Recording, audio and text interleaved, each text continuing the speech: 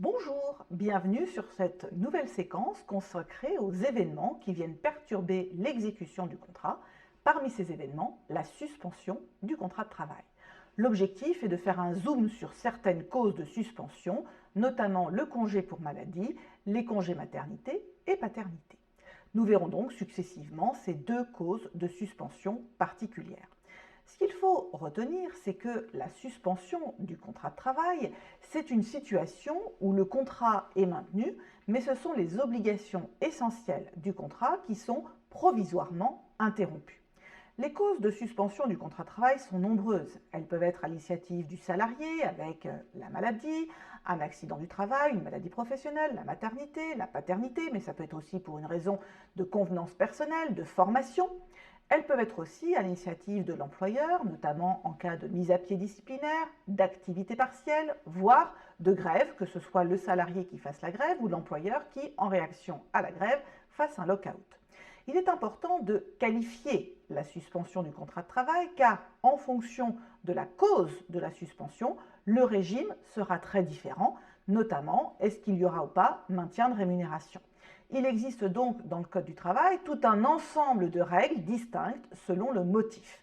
Nous allons dans notre vidéo nous consacrer essentiellement sur la maladie et la maternité et la paternité. Voyons tout d'abord le congé pour maladie. Nous aborderons les différents régimes puisqu'ils sont distincts selon que la maladie soit ou non d'origine professionnelle. Ensuite, nous verrons les questions relatives à la reprise du travail. Tout d'abord, les deux régimes. Il y a celui qui régit la maladie non professionnelle, c'est-à-dire l'incapacité temporaire qui a été constatée par un arrêt de travail.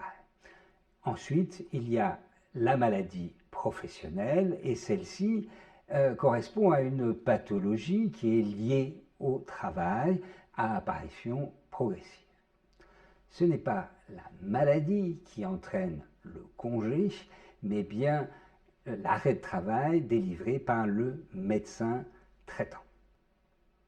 L'arrêt de travail entraîne la suspension du contrat de travail, le salarié ne va plus travailler. Il est dans l'obligation de prévenir son employeur dans les 48 heures et de procéder à l'envoi de son certificat médical. Par ailleurs, si l'employeur l'impose, il doit accepter une contre-visite éventuelle.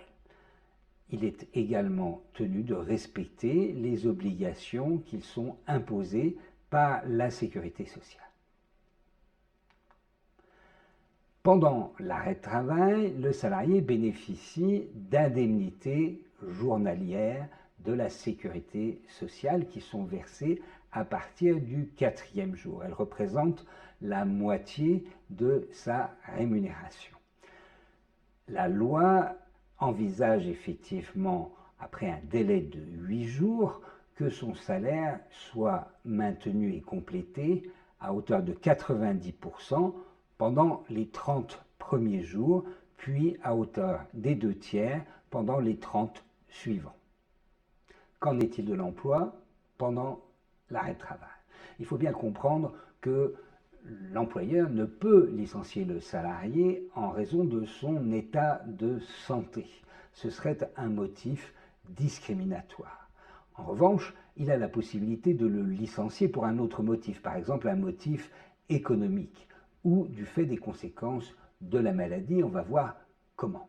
Enfin, il est toujours possible, la jurisprudence l'a reconnu, de faire une rupture conventionnelle. Relativement aux absences répétées ou prolongées, la Cour de cassation a fixé sa jurisprudence dans une décision de l'Assemblée plénière de 2011.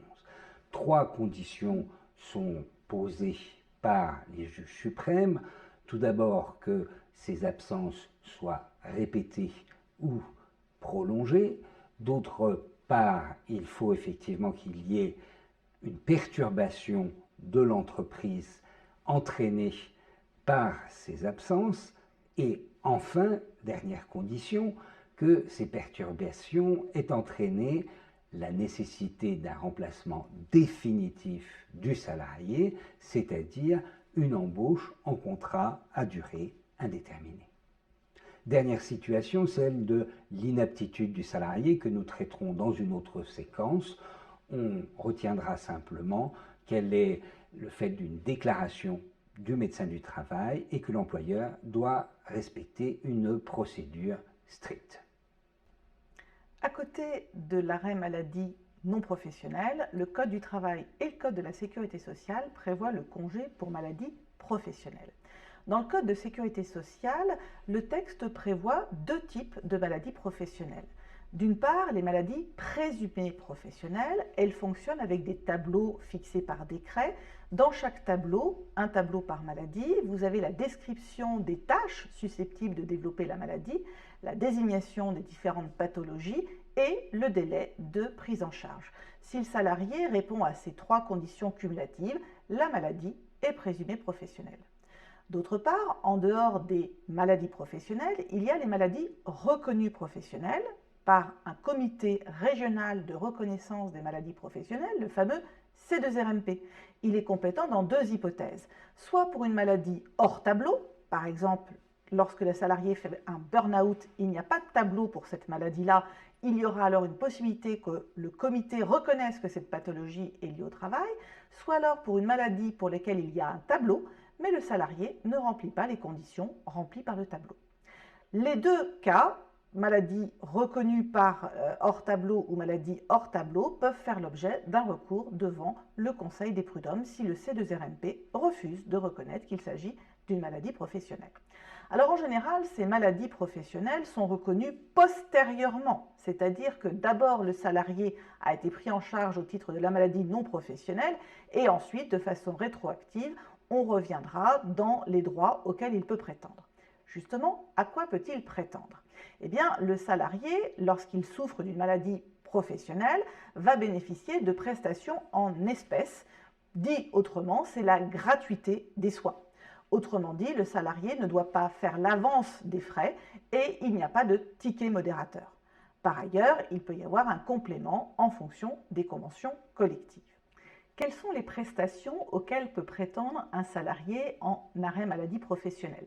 D'une part, il y a des prestations en nature, c'est la gratuité des soins. Il ne fera donc pas l'avance des soins et il bénéficiera de l'exonération du ticket modérateur. Il va également bénéficier d'indemnités journalières pour compenser la perte de revenus en raison de la suspension de son contrat.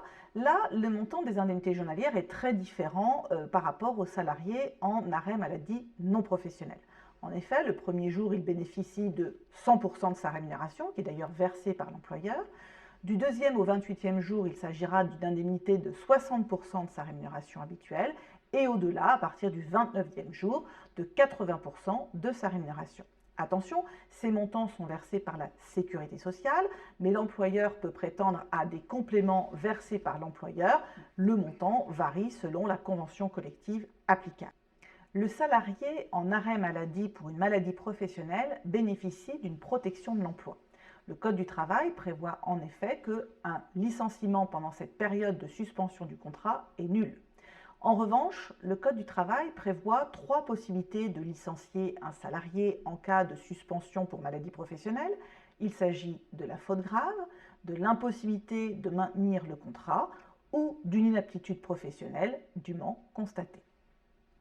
Quand l'arrêt de travail prend fin, il faut envisager la reprise du travail. Tout d'abord, il faut savoir doit intervenir une visite médicale après un arrêt de 30 jours. Et dorénavant, il y a également une visite de pré-reprise lorsque l'arrêt est de plus de 3 mois. Après cette visite médicale, 3 décisions sont possibles. Soit le salarié est déclaré apte à reprendre le travail, soit il est déclaré apte mais avec des réserves, soit on s'oriente vers une inaptitude professionnelle. Cette déclaration d'inaptitude ne peut intervenir qu'après une étude de poste, des échanges entre le médecin du travail et l'employeur, le constat fait de l'absence de possibilité de mesure d'adaptation sur ce poste de travail et enfin la rédaction de conclusions du médecin du travail avec des indications de reclassement soumises à l'employeur. Que se passe-t-il après une déclaration d'inaptitude? Tout d'abord, dans un délai d'1 mois, et sauf s'il en est dispensé, l'employeur a l'obligation de proposer un reclassement au salarié. À l'expiration de ce délai, ou en cas d'inaptitude totale, il devra reprendre le versement du salaire. Enfin, un licenciement est possible dans 3 cas: l'inaptitude totale du salarié, l'impossibilité pour l'employeur de procéder à un quelconque reclassement ou le refus du salarié du reclassement qui lui est proposé. Parmi les nombreuses causes de suspension du contrat de travail, nous pouvons citer les congés pour maternité et paternité. Commençons par le congé maternité. Le congé maternité relève de 3 codes: le code du travail, le code de la sécurité sociale, mais aussi le code de l'action familiale. En effet, en dehors de la future mère qu'il faut protéger, il y a aussi la volonté de protéger le futur enfant à naître.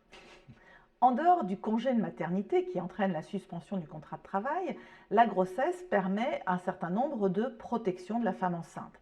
Elle peut bénéficier d'un certain nombre d'aménagements comme un temps de pause, un temps partiel. Elle peut obtenir une affectation à un autre emploi avec le même salaire. Par ailleurs, le Code de l'action familiale prévoit des examens médicaux obligatoires. Pour effectuer ces examens, la femme enceinte peut obtenir une autorisation de s'absenter de son poste de travail. Le congé de maternité en lui-même entraîne la suspension du contrat de travail. Attention, contrairement aux autres congés, le congé de maternité est assimilé à du temps de travail effectif, de sorte qu'il génère des droits non seulement pour les congés payés, mais également pour l'ancienneté. Pendant ce congé payé, la salariée va bénéficier d'une protection. Quelle est la durée de ce congé? En principe, le congé payé dure 16 semaines qui sont réparties de la façon suivante: 6 semaines avant la date présumée de l'accouchement et 10 semaines après l'accouchement. La durée de ce congé de maternité peut faire l'objet d'adaptations. D'abord, la durée peut être majorée. Cette majoration peut être le fait de la loi qui prévoit notamment pour un 3e enfant, pour un état pathologique, pour des naissances prématurées ou multiples, une rallonge. Par ailleurs, de nombreuses conventions collectives prévoient des dispositions plus favorables. En dehors de la majoration, il y a une possibilité de ventilation. Sur les 16 semaines initialement prévues, il est possible, au lieu de faire 6 semaines avant, 10 semaines après, de ventiler avec par exemple 3 semaines avant et 13 semaines après la naissance. Que perçoit la femme enceinte en congé de maternité? Pour faire simple, elle bénéficie d'un maintien de rémunération. En effet, le Code de la sécurité sociale prévoit des indemnités journalières, sous condition bien sûr, d'un montant de 84% du salaire, le reste étant dû par l'employeur. La femme enceinte bénéficie d'une protection de l'emploi.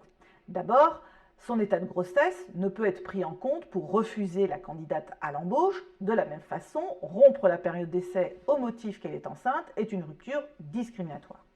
Par ailleurs, il est interdit de licencier une femme enceinte. Sinon, le licenciement est discriminatoire et à ce titre, il est nul. En revanche, certaines ruptures sont admises. Par exemple, la faute grave qui ne sera pas liée à l'état de la grossesse de la salariée, l'impossibilité de maintenir le contrat, et enfin, selon la jurisprudence, il est possible de faire une rupture conventionnelle même pendant la durée du congé de maternité. Une fois l'enfant né, il est possible pour le père de prendre un congé pour paternité. Ce congé paternité a été récemment rallongé, il est de 25 jours calendaires, dont 4 doivent être obligatoirement pris après la naissance de l'enfant. Le père doit prévenir son employeur dans un délai variable entre 15 jours et 2 mois, et le congé paternité peut se cumuler avec le congé de naissance qui est légalement de 3 jours. Que retenir? La suspension du contrat de travail est une interruption temporaire de l'exécution des obligations contractuelles qui intervient dans de nombreuses hypothèses. À l'initiative du salarié, tel est le cas par exemple de la maladie ou de la maternité, ou à l'initiative de l'employeur, on en a peu parlé, mais c'est le cas par exemple d'une mise à pied ou de l'activité partielle. Le régime applicable dépend de la cause de la suspension du contrat. Merci.